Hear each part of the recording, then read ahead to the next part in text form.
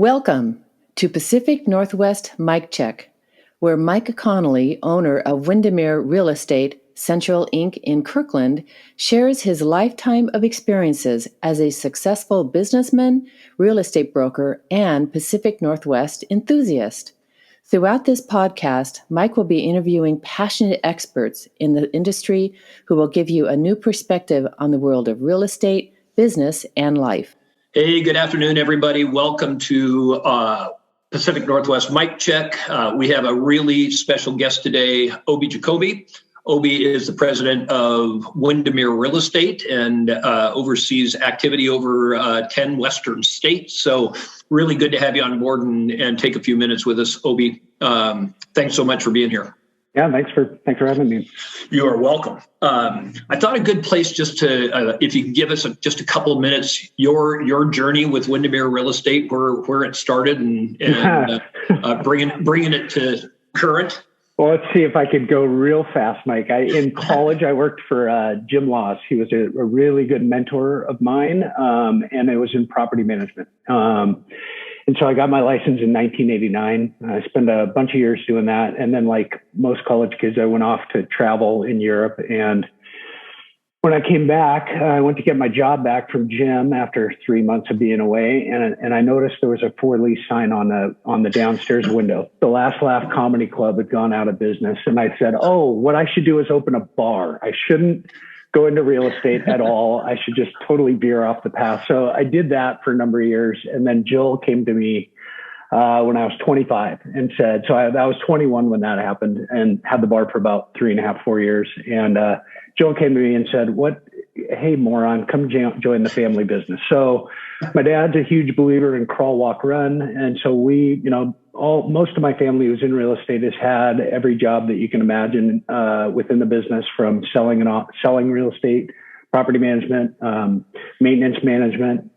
They didn't let me in the accounting office, which is probably a smart move. And then general manager of our offices, and now up at services, like you said, kind of helping our owners succeed in 10 states. That's kind of been my journey. Yeah. Good journey. Wow. Yeah. The black sheep of the family, some say.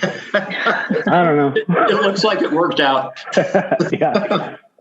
I'm sure you have some great stories from the time of the bar time. None that I can say on here. You've done a lot of work for Windermere, and the 4 pillars of Windermere are really important to the everyday of Windermere. And so those are community, homeownership, leadership, and culture. Can you tell us a little bit more about those and how were those concepts developed? Yeah, thanks, Sofia. Those were developed in relation to our DEI efforts at Windermere, and what they kind of surrounded. We went along a journey of kind of learning. After the murder of George Floyd, we kind of took a step back and said, okay, we need to take some time listening and learning. And really that it was a little bit of a quiet time for us to try and gain perspective on what is really going on in the world. There was a whole lot of movement around Black Lives Matter, and there was a whole lot of crappy stuff going on up in Seattle, specifically with CHOP and all sorts of other stuff. It was pretty tumultuous. And so we got together. Kind of our first sense was, well, let's hear from our people, our people in the field, both in the field and at Windermere Services. And so we created 2 different committees, and we started meeting with those committees and saying, okay, how can we affect change, and what does that look like for us as a real estate company? We're not going to go out and try and solve, hundreds of years of racism. That's really not in our wheelhouse. We need to affect change where we can actually make a difference. And that we thought was in the space of real estate. And real estate's really had a front row seat to some of the worst racism that has been around, creating a generational divide of wealth, for instance, in home ownership. And so as we went along this journey with these committees, what we figured out was that really what we needed to do is find some guiding principles, and what would those be, and how can we have a document, a living document that changes, that will help guide us to areas where we can affect change. And so we, both at the services company and at the committee level, worked with Moving Beyond to come up with those pillars to try and say, okay, within those four, where can we start to make a difference? And the services company has done some extensive work around it, creating our individual companies' KPIs, performance indicators, to say how can we gauge our success and movement in this area. And then we created a workbook around that for all of our individual franchise owners to work with their offices to create their own, because each geographical area is going to be significantly different within Windermere. So we really did it in an effort to help us focus on ways we can make specific change. Yeah, and covering, reaching out to, I guess my question is, you were really quick to take that leadership role for our company. And one of the things that our website says is we believe that everyone deserves a home, and we're committed to doing our part to drive change and make access to home ownership equitable. You explained that. What's it been like to introducing that to 300 plus offices, 7,000 plus owners, managers? This is probably the toughest question that I could ask you, but what's that been like? You stated that we were quick to take a leadership role, and what we were quick to do was say what was in our heart. And that is that we, this is a human issue. This isn't a political issue. This isn't all the other noise outstanding. This is really, human kindness and goodness and doing the right thing. And that's what I believe our company stands for, literally. So for us to come out and say something right away seemed very natural. Now, once you start to lead down that road, there's a whole lot of different varying opinion with 7,000 people.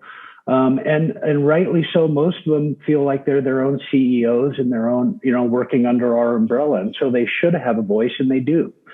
And so, when we roll something out today, we're finally to a place where we can start rolling out different ways where we are seeing change. And a good example is HomeSite. When we roll things like that out, we get 10 responses back that are incredibly positive, and we get one or two that are absolutely horrific. And it's my belief system in this is that there are a million opposing views and very polarizing views as to what a company should stand for, what we should do, what the human race is doing, what it all means, all this stuff. And my take on it is everybody deserves a chance to learn and listen and be part of something. As long as your mind is opening and you're learning something and you're thinking about it, then good on you. If you're just so shut off to even different concepts or rolling out a program that we're not forcing anyone to use, and you decide to hide behind email and send something out, I don't want to swear on here, but that's chicken bleep. So, it's just, anyway, so there's challenges. I think that the best part is knowing, owners like you, Mike, that stand up and say, hey, thank you very much for doing that. I think fills us with enough energy to be like, yeah, this is the right thing to do. We need to push forward. If one or two people don't like it, then tough shit. Sorry. Yeah. I love that. One of the things that I just kind of a bunny trail on this is I agree with you. It's not a political, it's definitely a human issue. But would you agree, disagree? It's also a economic issue in the communities that have been marginalized over the course of time. Imagine the horsepower that adds to the country. Yeah, no question. And then, it's pretty interesting because that journey of learning has gotten us, you get to watch a lot of podcasts and read a lot of, excerpts and books and all sorts of, it's just super fascinating. The things, being in real estate, we go through real estate school and they teach us about redlining and steering and stuff, but they do a terrible job, or maybe I did a terrible job of really digging in and learning what that really meant. My take, which is totally normal, I think, is, I would never do that. And, we all have biases, whatever they are. And whether you know it or not, we're part of that issue. And so to really learn about things like, an inspector came over, an appraiser, and they appraised somebody's house different because the pictures on the wall were of a Black couple, that you sit there and you go, holy shit, somebody just lost economic generational wealth because of that. Yeah. So, we have an opportunity. We're sitting front row to really being able to affect change where it matters most. Whether I can afford to help my kid go to college or not is a real story out there in the world to lots and lots of communities that have been marginalized. That's just real. And so it's neat that people it's a weird word to say. I'm very happy that people are waking up to realize that this is factual. Redlining actually happened. And that's just one tiny little piece in the history of, systemic racism over a long period of time. But that people were forced into areas that were undesirable for loans to be given. That's just a fact. Yeah. And so, we have the ability to make that, like you said, a real economic difference for people's lives by opening up that thought process and changing it. And last, you had mentioned moving beyond, Obi. Could you just highlight what that company is all about? We've sat in a few meetings with them, you a lot more than I. Yeah. Moving Beyond, Aparna Ray is the principal of Moving Beyond. And she has a company that helps companies like us really dive deep into the data around our company, who we are, what's our makeup, what's our belief system, and then really helps us. She's helped us significantly through lots and lots of conversations with everything from, in the very beginning, I didn't know any vocabulary. I'm sure she was cringing every conversation she had with me because when you don't know, you don't know. And so anyway, she's helped us with all sorts of stuff from structure to the pillars to really helping us push forward in a way as a company that I think we're excited about. Yeah. Thank you. Yeah. You also mentioned HomeSite. Can you talk a little bit about what that is exactly? Yeah, I'm gonna mess it up because I love saying it so much, but they are a CDIC, and I know that's not right, but Community Development. Yeah, gosh darn it. Anyway, I think it's Community Development Investment Company. Thank you very much. I knew I was going to mess that up. So they're a lender here in Seattle, and they, because of that title, and because they're HUD certified counselors and HUD certified, they have the ability to have niche products out there that help all sorts of different people. So they have a non-documented migrant farm worker loan program in Eastern Washington, for instance, that helps people that make less than 80% of the median income with down payment assistance. They have all sorts of different programs out there for helping people. 100% of them are focused on 80% and below median area income. Okay. We had an agent, Paige, in the Capitol Hill office who had worked with HomeSite in the past and got a meeting with Pat Grimm and Joe Easterday and HomeSite. And they invited me to the meeting. And we started talking about this, and I started learning about, oh my gosh, we have an opportunity to do a really cool partnership here. So what we did is we worked with HomeSite, and pretty fun. The director of HomeSite used to be a Windermere agent down in Mount Baker office for 15 years. So that's super cool. But we were able to create a down payment assistance program that was what he called the donut hole of need. So it's instead of 80% and below, this is 80% to 120% of the median area income. And it's important because people in that category oftentimes can afford a home. It's just very difficult to save for the down payment or for the things that go with the down payment, closing costs or PMI and things like that. So we created this program with HomeSite, a fund to help support people within that income bracket. And it's a down payment assistance program. We hope, we originally thought, okay, this is something I think our agents and owners will donate to, and they will be able to raise about $100,000 a year. And my belief now is it's gotten such strong support that I think we'll be able to raise between $200,000 and $300,000 a year to help people and families in need.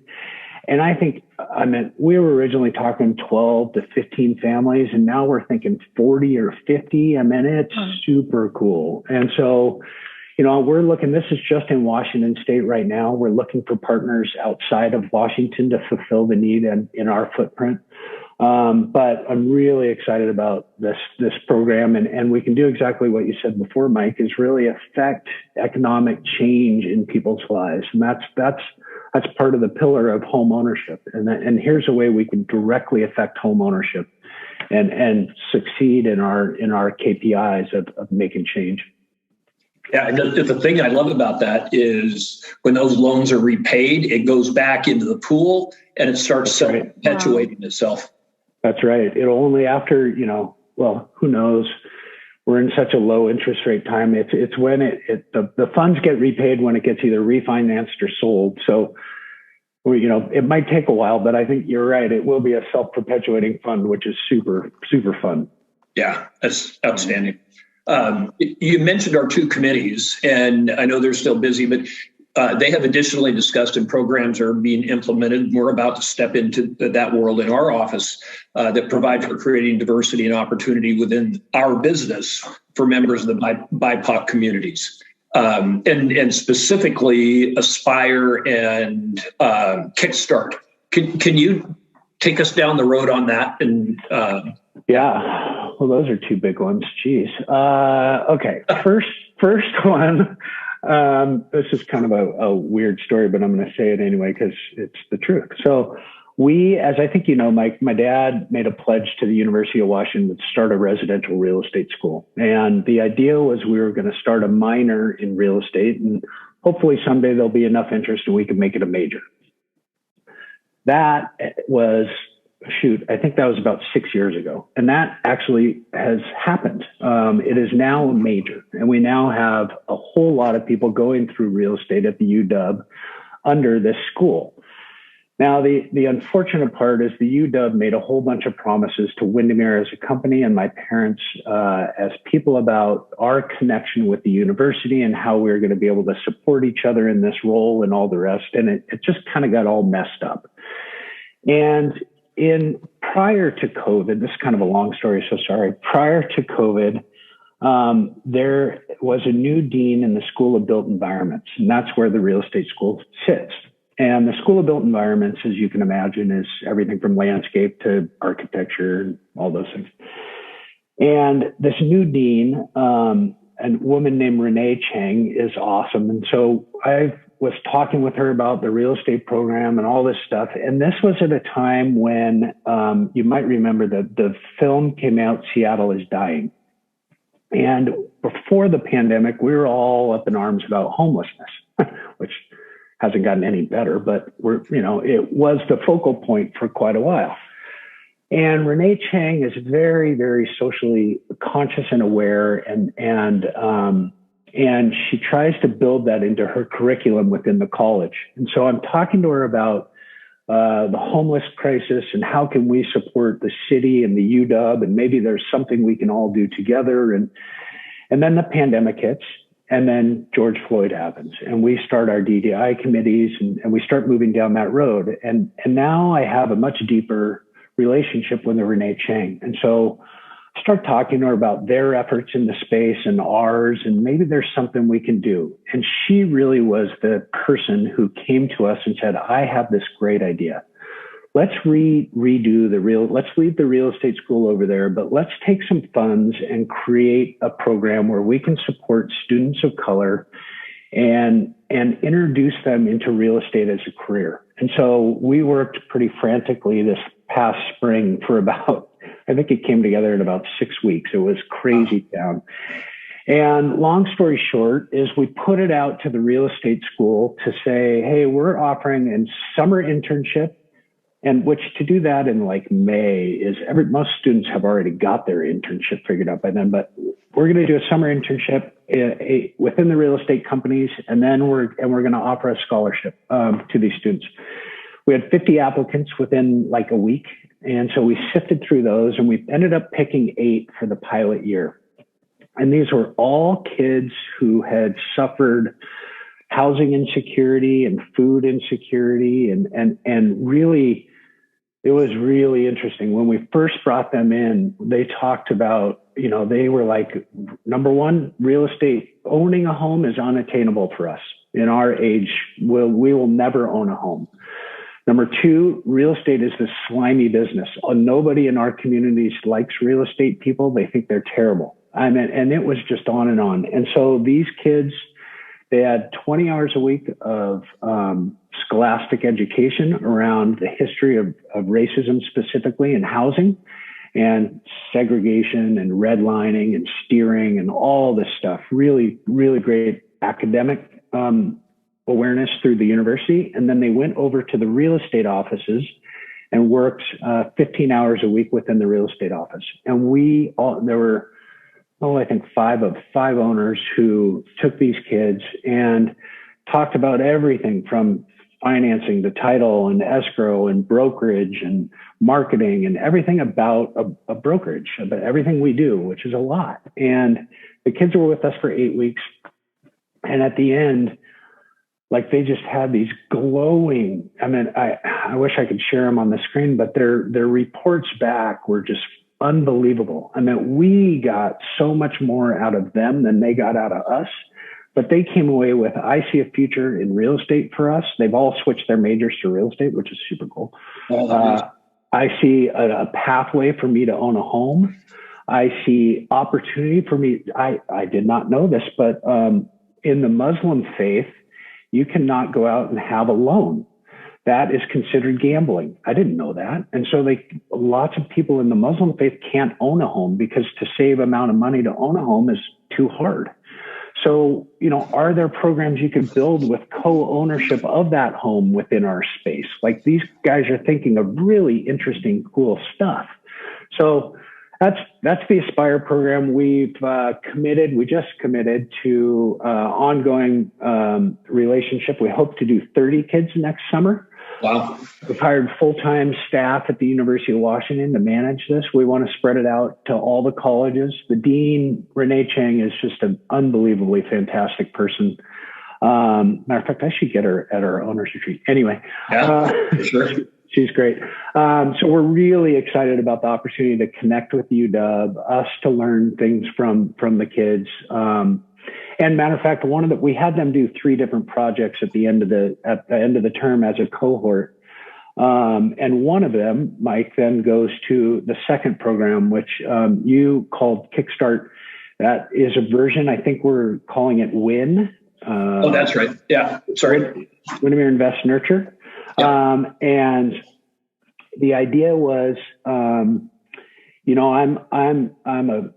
somebody of color who wants to get into the real estate space, and real estate today, I'll just say it is very white. It's very, very white, both from the employee, our agent population, from our employee population, and from the people we serve. And that's literally because what we teach is work with people you know, like, and trust. And that's my sphere and my family and referrals from those people. Which isn't, I'm not saying that's the wrong thing. I'm just saying that you kind of work with people that are similar to yourself. And so it's very difficult for a person of color to come into real estate and say, hey, I want to go open a house. There's still biases around doing an open house for somebody of color. Yeah. Somebody walks in and says, the first reaction might be kind of weird. And so it's a different way to build business and a different way for us as owners to support these agents that we're hopefully going to attract to our offices. So number one, how are we going to coach and how are we going to mentor somebody of color in our offices? So that's something that we want to tackle or are tackling now. I think you are as well with Samantha, Mike. Number two, real estate is very expensive. You have an upfront cost that's really expensive, and then you have ongoing costs without a paycheck in sight. I went my first year, I don't know if I told you this, but when I first started selling real estate, I think I was 29, And we at Wedgwood office, we had geographic farms. And so I'd cold call in my geographic farm and I'd door knock, and I didn't have a sale for like 10 months. It was terrible. It was terrible, but I knew I didn't have a choice. So anyway, it's a hard job that takes a bunch of savings. So how are we going to support people coming into this career on a monthly stipend, startup costs? So we have, mentoring, we have real dollars that we need to support. We need to attract people. And we need to have a culture of inclusion at all of our offices. And so, that's what Win is trying to create, a little more of a standardized way for each of us to attract somebody of color, help them in their career, and really mentor them to success. That's the goal. Yeah, that's awesome. Matter of fact, well, I'm going to put the pressure on this thing because I met with Tom Hurtlebrink. Samantha had a great idea. Is, hey, if we're going to do this as a company, both the services company is going to support this endeavor through financial access, and the owner is, well, so should the MLS and so should NAR. So I said this idea to Tom last night. I said, hey, if we propose this plan to you, will you waive fees for a year? He said, heck yeah, I will. Wow. So now that was Samantha's idea. That wasn't my idea, but that'd be a great idea. Go to NAR too and say, hey, you guys, we're all in this together. Let's help people. That is awesome. That is good news. Was that just last night? Yeah, it was. So he does. Wow. He's probably back in his head. Can you send him this? And I'm like, you said so. But that's a big deal, right? Because that's $500 that they don't have to spend. That's right. That's right. That is so cool. So cool. Hey, real quick question. I think it's a quick question. Windermere is a member of the National Association of Realtors. We're on the 75 Large Firm Forum. You sit with organizations like Inman News. You're in contact with, like Tom Hurtlebrink, dozens of MLSs throughout our footprint. How much collaboration is going on between entities in DEI initiatives? Yeah, I would say not enough. I think I'm going to butcher her name. I knew you were going to, I should have thought about this before. She used to be high up at Starbucks, and then she just, Roz Brewer, maybe? She just took the CEO role at Rite Aid, I think it was. Anyway, her whole thing is try and connect with people, specifically people that are different than you. So how can you go out to organizations and create connections and learn what they're doing and try and collaborate like you're saying? I think we're all so dang busy that I don't think it's a lack of want. Yeah. We've connected with different organizations like the Sounders and things like, say, what are you guys doing? And we're sharing stuff. We shared all our stuff with Moxie. So our goals, DEI goals workbook and things like that. Here's what we're doing. Samantha's gone out. Samantha's really part of her role is to go out and meet with business leaders and meet with all of our owners and say, what are you doing? How can we collaborate? Now, amongst organizations, within our space, it gets very difficult.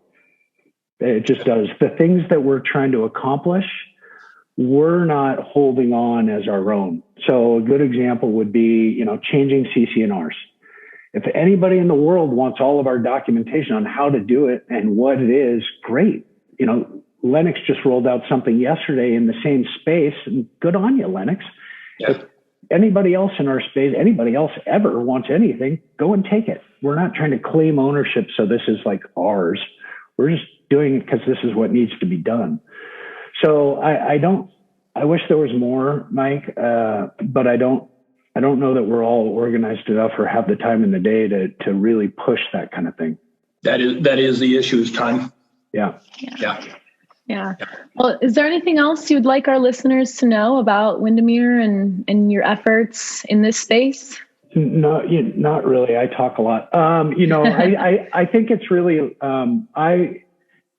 I do believe that people have an opportunity today to hide behind emails and things like that. And I think conversations are much better had either on a screen or on a phone or in person, obviously in person being the best. And I would just encourage everybody to, have the conversation with everybody. Oh, the one thing I would say and this is really important, is that what I have found is people need to be comfortable where other people are at in their own personal journey. Some people are way ahead of where I am, and some people are not. Some people are different. It's just different. And what I found is some people want everybody to go really fast. Some people want everybody to go really slow. And I don't know the right answer to that. I think people have to be aware that we're not all at the same place. Yeah. Very good point. Yeah. Yep. Well, that takes us to our signature questions, which we ask every guest who's been on our podcast. Uh-oh. So the first one is... You've got the filter on, Obi. What does the Pacific Northwest mean to you? Oh, man. I'm a tough one. I'm not in a super cranky mood right now, so I won't say, tense on the streets. What does the Pacific Northwest mean to me? It's interesting. When I'm a storyteller a little bit. When I moved, so after high school, I moved to Boston for a year. And I didn't know that. Yeah, it was really interesting because East Coast mentality is shockingly different than West Coast mentality. And I used to say, Seattle, you can drop a wallet 10 different times and chances are pretty high you're getting it back 10 times. You just are. Drop it over in the East Coast and somebody's grabbing that and maybe you'll get it back 4 times. I don't know the right answer, but there's a kindness about the area and a non-pretentious aspect of Washington or the Pacific Northwest that really strikes me as nice. Part of me, we have a really nice weather day out. So I love flying over Seattle and looking at the beauty of the area and mountains and water and all that. So it's a hard question. I'm a boater, so I kind of like the water. Yeah. I thought that's where you were going to go. I have like 10 different answers because I'm like, Yeah. Awesome. So here's the tough one. This is one we've asked from everybody. So if you could only listen to one song for the rest of your life, Obi, what would that be? One song, man. You're putting me in like an insane asylum right now. One song. Does it have to be one? Everybody else is narrowed. I will tell you, Mike, I'll tell you another quick story that you might or might not know. When I was in 6th grade, Jill Wood and Jeff Wood were dating, and they took me to my very first concert. It was The Who and The Clash at the Kingdom. So I've been a lifelong Who fan. So, if you're going to pick a Who song, who are you, I guess, or Bob O'Reilly or just about anything from The Who, I'd be down with. That's all right. We can get you down to one album. How's that? There you go. Awesome. I like it. Yep. Awesome. Obi, it has been absolutely fantastic to have you on board. I love the path we're taking there, and thanks for being our guide down that road. You put so many things in place. So awesome today. Thanks a million. Oh, thank you for having me, guys. It's been super fun. Well, thank you so much to our very special guest today, Obi. And that was a great conversation. And we're so thankful to have someone like Obi at the leader of the ship of Windermere. Yeah. And so we're going to go into our second half of our podcast, and we're going to start with Mike Check, which is a piece of advice from Mike. So what do you have for our listeners to finish off 2021, Mike? One thing I heard just last couple of weeks came from a filmmaker. His name's Jimmy Chin. A lot of people know Jimmy Chin from a lot of the work he's done with the outdoors. He's passionate about rock climbing. And he was asked, what's kind of the same thing? What's your piece of advice from Jimmy Chin today? And what he said, commit and figure it out later. And so, again, something you're very passionate about, commit to the idea, commit to that direction, and then figure it out. And I think it describes a lot of what I've done over the course of time. it describes what we were talking about with OB is we've absolutely committed to it, and we're figuring it out. And one of the things that we've said within our ranks is go slow, do no harm. Is let's figure it out, but let's not rush forward so fast that we're gonna harm the effort. Yeah, and a lot of times that figuring it out part of it is where the most growth happens, most learning. That's really like the mature, how someone matures is in that figuring it out part of it. So I like that. And by the way, you do run into walls. You do put your foot in potholes, and you fall down, and then you get up again. Yeah, totally.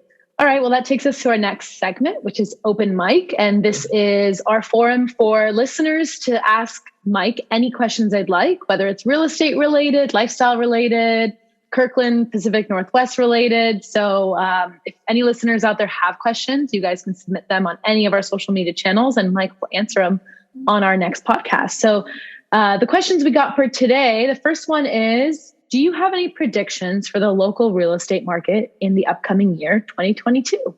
Yeah, really good question. And I know there's a lot of people concerned about bubbles and what's happening in that world. And I'll say first, and this comes from our chief economist, Matthew Gardner, he assures us there is going to be no bubble. Back in the early 2000s, the dot-com bubble still, I think, resonates with people and are fearful of it. The fact is the parameters are in place economically. The three components of our economy is the consumer, is our corporations, and then the public sector. And I attended it was actually put on by the Bellevue Chamber of Commerce, and it was the economic forecast summit that they do every year. And the chief market strategist for the markets from Bank of America was on board. And what he said is those three sectors are hitting on all cylinders right now in the United States. Not that something couldn't happen, but we are on a path to probably see in our local market more of the same of what we've seen. Maybe a little bit of balancing in inventory may ease up a little bit mid-year 2022, but and we'll also see forecasts are a gradual rise of interest rates, probably staying under 4, but still very historically low. So still a very positive time, and we're driven by, I heard an amazing number the other day and it comes from a company called Madrona Venture Capital. They're the largest venture capitalist in Washington State. Just so far, today is November 17th. So far this year, $258 billion have been infused into startup companies alone in this area. So very attractive area for companies on the tech, digital marketplace, gaming, biotech. So we're on board to have a good year next year. Yeah. Wow. Well, there you have it. Your Mike's forecast for 2022. That's awesome. That's right. Thank you. You bet. So our next question is a little more fun. Does your family have any holiday traditions? Yeah, we do. Our kids, our son and daughter-in-law are professors at Indiana University, and typically either they come our way or we're going their way. This year we're going their way. And so it is literally turning off for a week and just being with family. That's amazing. And that is what the holidays is about. So absolutely. Glad to hear that we're getting back to a little more normal for the holiday season. So that's great. Well, thank you, Mike. And thank you, OB, for such a great podcast today. If you want to tune into our podcast, it goes live every first Wednesday of the month. You can find us on YouTube, Spotify, Apple, Amazon Music, pretty much anywhere you can get your podcasts. You can listen to Pacific Northwest Mike Check. Thank you for listening to Pacific Northwest Mike Check. Tune in every first Wednesday of the month to learn something new about real estate, business, and life.